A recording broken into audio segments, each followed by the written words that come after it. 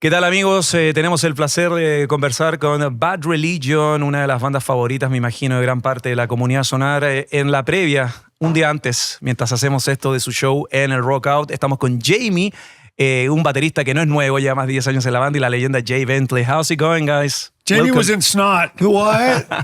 When?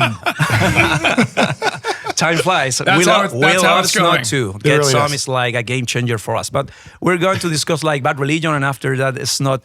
How does it feel for you, Jamie? You are the new one to be back in South America, and how has evolved your relationship with this part of the world? Well, I enjoy this part of the world very much. Yeah, honestly, the first time I ever got to come to South America was when I joined Bad Religion. My first show I ever played with the band was in Bogota. I think so. I think the first time I actually played with those guys was in Bogota. And you play in Lollapalooza too, if my memory doesn't right fail, after in Chile. Bogota, yeah. And this week you play in Argentina. In general, the South American audience has been very passionate with Bad Religion since your first show at the beginning of the 90s. But the world is so crazy, so crazy, that your shows have become like a catharsis or a space to escape from the reality. Do you feel in that way? I mean, I feel that way every night, and I don't have to be here. I can be anywhere. But that is how I feel. You know, it is a catharsis, and I hate to say it, but that's my therapy. It's our therapy too. I go out on stage, and for an hour and 20 minutes, I just have my therapy session and go like, all right, I feel a little better. And your lyrics, your message are more relevant than ever. I don't know whether to be happy or depressed with that. Yeah, we're going to take depressed. Yeah, for real. Seriously. No, because it's, Greg has said it from stages. Oh, here's a song that's 35 years old that still is meaningful today, and that sucks. Hey, at least humans are consistently bad. Consistently bad. But consistent nonetheless. Yeah. Look, somebody said that things are so bad right now, we can't wait for you to make another record. Yeah. And I'll say this honestly, I would trade in us making another record for things not to be so bad. Yes. Do you understand what I'm Yeah, saying? definitely. I'd rather not make that art. I don't want to have to make that art. I'd rather it just not be that bad. Well, the greatest punk rock albums was made between a social crisis. So I imagine you have tons of inspiration for the next one.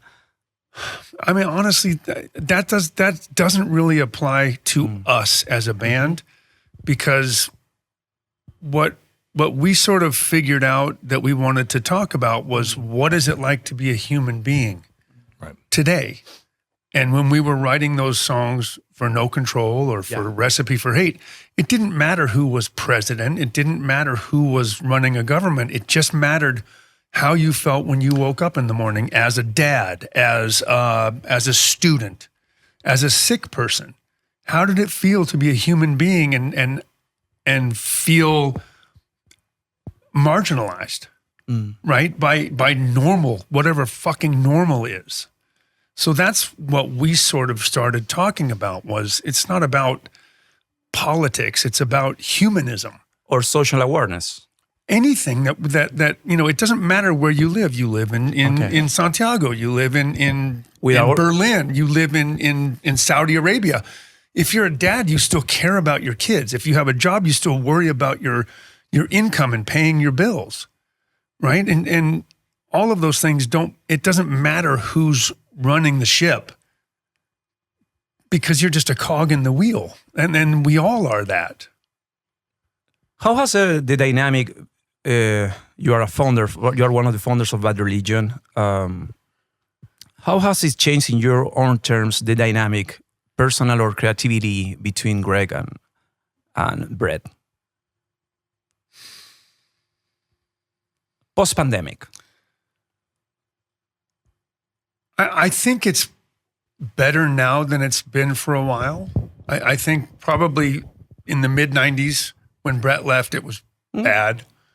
When Brett came back, it was okay. I think Greg had sort of gotten used to being by himself. And so working with Brett was getting used to having another writer. And then after True North, I think we all felt like True North was a good enough album to sort of end on. And then we did Age of Unreason, and that was a better record. And we all felt like, okay, now everybody's happy. And so they're not as competitive as they used to be with Brett and Greg. They used to be fairly competitive. Like they used to write against each other. We were all the benefactors of this definitely competitive writing situation. But now they write more harmoniously, which is probably also for the benefit of us, but it does take both of them to work together. So, okay. Actually, they spend far more time casually, like going hiking, than they do writing songs. Yeah. This is true. True story. Jamie, it's been 10 years since you're a member, since you became a member of the band. So how do you evaluate your first decade in the band? My first gig? Your first decade. First decade. 10 years, man. Specifically first gig. I can tell you some funny stuff. I imagine tons of work behind it. Right. But 10 years, I mean, I think I was comfortable from day one. These guys were welcoming. Mm-hmm. They were excited for a change. Not necessarily, it was just a new dynamic. And I think they were excited for something new and maybe what I brought. But I feel like there's a little bit of a growing pain. Just with me kind of negotiating, there's been a lot of amazing drummers in this band.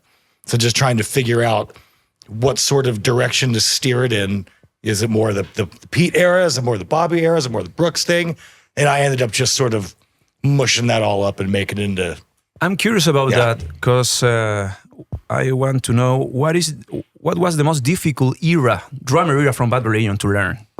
Honestly, Bobby, Brooks, the early, the Pete stuff, and then the Brooks stuff for different reasons. Because the Pete stuff was so super creative and kind of odd, and I think they were all young and still kind of learning what they wanted to do as a band. So when you're learning something that somebody didn't necessarily plan, they just sort of played, and then you got to, as a musician, to figure out what they did. That's a cool challenge. But then the Bobby stuff is kind of in my wheelhouse. Like I'm very familiar with how Bobby plays drums. I play similarly. And coming into the Brooks stuff is just like, it's like, Terry Bozzio, Frank Zappa drumming or something. Some of that stuff is just kind of, all right.